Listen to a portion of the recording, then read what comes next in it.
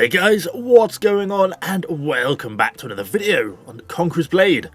So we have finally got around to having a bit of a proper look at these Greyhair Garrison, if we can actually find them, or I guess the Immortal Garrison as they're known in their upgraded format.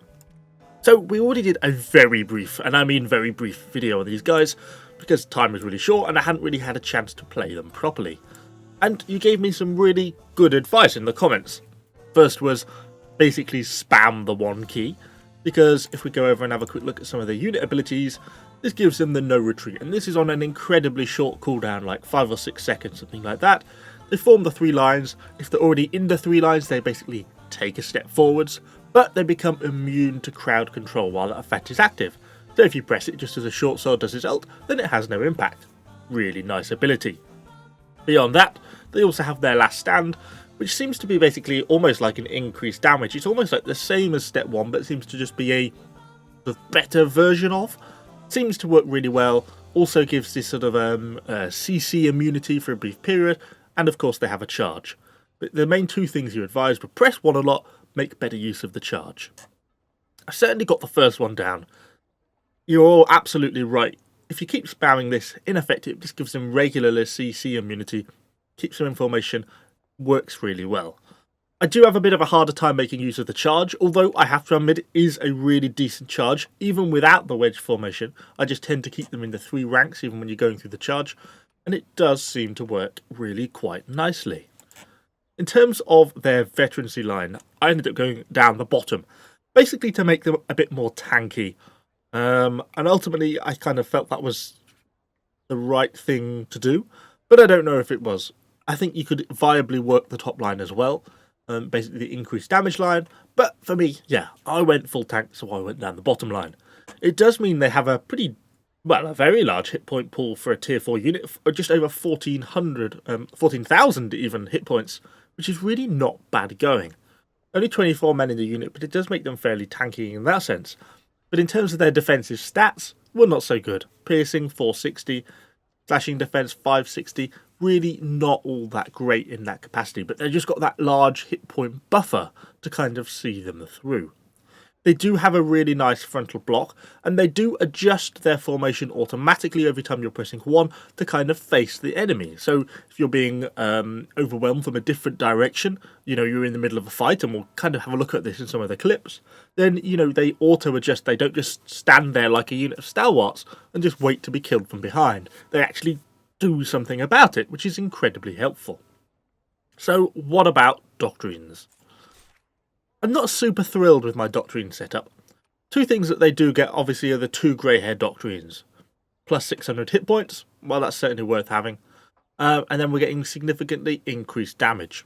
And if we just quickly cut back and look at the damage types, because there is 3 different types of unit in this unit, which is a little bit confusing, but you have the shields at the front, then you have the long swords, then you have the spears, we get a huge sort of plethora of different damage types across the board.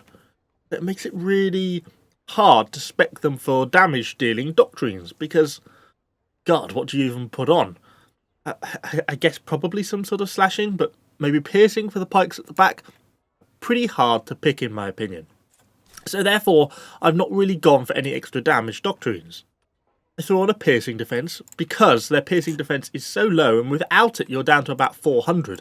And then you're kind of really becoming vulnerable to even the lowest tier ranged units if they're starting to get shots at you, so it seems worthwhile putting that on. I ended up going for an Assassination Doctrine. Realistically, that should probably be a unit Doctrine, I just didn't have one to hand. Although, in reality, I may actually just go and grab one off another unit. I've got enough Lotus Water.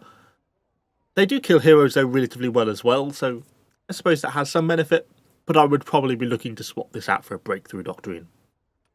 And finally, I just threw an extra health on, because I wasn't quite sure what else I wanted to throw on them. So that's kind of where I've got to Doctrine-wise. Not really very pleased with my Doctrine setup. It's not even a rare health Doctrine, which would be nice. You could bump the health up a little bit more if you did.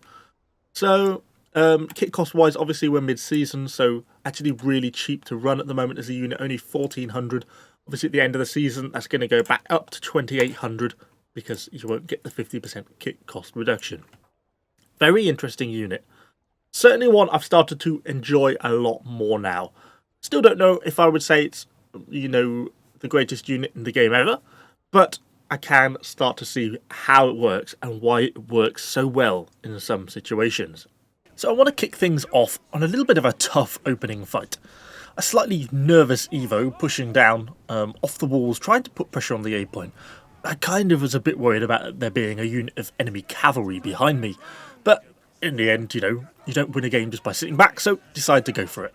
Initially, this nice unit of shields goes straight for the charge, try and get the interrupt with my hero as well to cause a bit of knockdown. Really decent charge.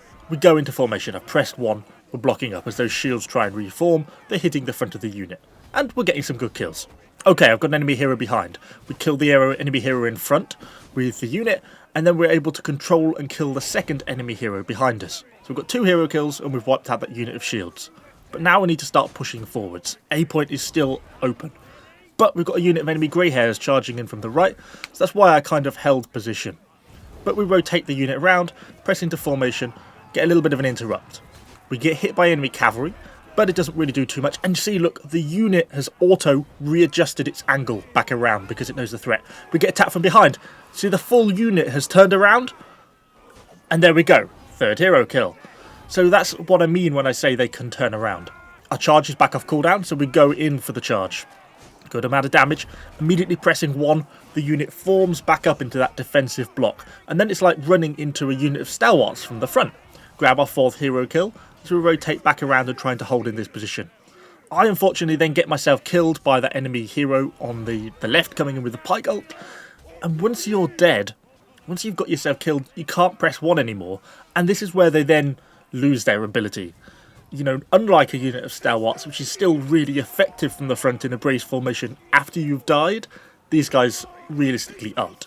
We do, however, go on to capture the A point, but I just kind of wanted to show you that it really shows what the unit can be like in a very intense situation, and how it's quite nice how they auto-adjust their angle, and how they can be effective at killing units, heroes, and that they have a really nice charge as well. So for our next clip, we are on White Elk Fort. I kind of was a little bit hesitant here as well, really, because we didn't really have any support other than this Moor with me. And then I kind of didn't know if I wanted to push to the A point here to try and start capping, but there did look like a bit of a fight was breaking out down the bottom, so in the end I kind of decided to go that way. And we did get these friendly unit of shields turn up as well, and as we push down we get some palace guards coming down. Well, fine, in a narrow corridor like this kind of plays into the Greyhairs fairly well, and it does in this case as well. Managed to take out or get the assist on the enemy hero, and then we could just sort of clean up and deal with the unit. And you can see the unit does fine in this sort of situation. Narrow corridor, using the stun immunity, just works perfectly well for them. I thought these condos were going to try and escape, so I basically tried to force the fight. And you can see, how quickly we build up the kills here. Yeah, this is just exactly what this unit is made for. Narrow street, lightly armoured unit. Yeah, it's just a slaughter. And we completely wipe the whole unit of condos within 10 seconds. So we're pushing on. I could go to the supply point here, but we've only got 5.5 minutes left. Not that long to really push A. So, given the rest of the team's going this way as well, decide to go for the A point. This other unit of Greyhairs obviously doesn't really want this fight, understandably, because there's about 3 of us coming at him now, but I basically just force him. We do take a bit of damage in the initial engagement, but with the rest of the team's support, it's enough to really kind of give us the upper hand. We use our pike ult to get in and get a little bit of damage in the back there as well, and we're actually able to overwhelm them and still keep the bulk of our unit in good condition, realistically. Not quite sure what this dual blade was trying to do here, really. I guess he was just trying to grab an extra kill. If he'd kept going on foot, he would have managed to get away with that, but as he mounts his horse, it gives me time to catch up with him with pike, and we grab the kill. The team is now capping the A point, so I kind of want to stop them from escaping, but I'm also slightly nervous that I can imagine myself stepping out and into a huzzah charge coming around the corner. But as we go into the wonky, you can see they are quite effective hero killers. Maybe it is worth keeping that hero damage doctrine on. But we grab that, push into the unit of pikes. I didn't actually intend to charge there, that was just my fat fingers pressing the wrong button. But there we go, we got away with it. Grab ourselves a few more kills, up to 65 kills now, as we kind of push on. And my thinking here is, well, let's try and get here, swing a left, and sort of hook round the back of the supply point. Then if there's anything sort of trying to get out, then we can try and engage that. I didn't think I was going to catch those palace guards there, but for some reason they actually turned into us, which was perfectly fine by me, and we grab a few extra kills as they try and push their way past, which works quite nicely. And then that gives me time to sort of get up to the supply point. We can now get the unit healed up and go from there. So we've been to the supply point, got ourselves healed, and we're now trying to push base point. This is the hardest corner on attack and the best corner for defence. If you're defending on this map, you really need to hold this tunnel corner. Once you've lost that, realistically, I feel like 90% of the time it's all downhill from there. But as we start to flow around the corner, we get enough set up that, I want to come around as well, come around to try and assist, go up straight into the wonky, using that control CC immunity to keep the unit set up, and then I'm basically just using them like a unit of pikes, a unit of stalwarts, it's that sort of thing. I'm just using the two and one key in combination. We're slowly advancing forwards, and it seems to work quite well. We're not getting radical amounts of kills, but we're doing a decent amount of damage and pushing forwards. I was a bit late in charging there. I should definitely have charged 5-10 seconds earlier, and I think it would have been more useful to the team.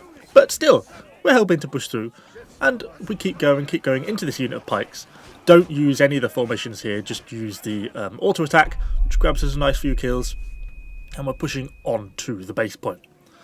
Now, one problem I find, and I don't think it's specific to this unit, but just in general is, so I go for this charge here, a nice long charge. They struggle a little bit because a few of them get caught up on that one retreating shield maiden, which was annoying. But those who do make it to the enemy unit, I press V to attack, and they all seem to return to attack the enemy nearest to me, despite the fact they're all stood next to a large ranged unit. So that's kind of frustrating because they then get shot in the back as they retreat. But in essence, we go on to capture this point. It just takes the next minute or so with a few heroes jumping on not particularly exciting footage, but they work really well on the attack. And finally, we end up on Reginopolis. Definitely one of my favourite maps, as we just defending the lowest supply point below the sea point. Get these couple of people pushed down, manage to get them all stunned, so of course he gets hit by the charge. It's a little bit like a prefetcher pike charge in that sense. It's quite effective against enemy heroes, but of course with him dead, these poor Jav sergeants don't really stand any chance at all. We can just walk into them, effectively, for want of a better word, brace with our one skill, and then it just really overwhelms and finishes off the unit quite effectively.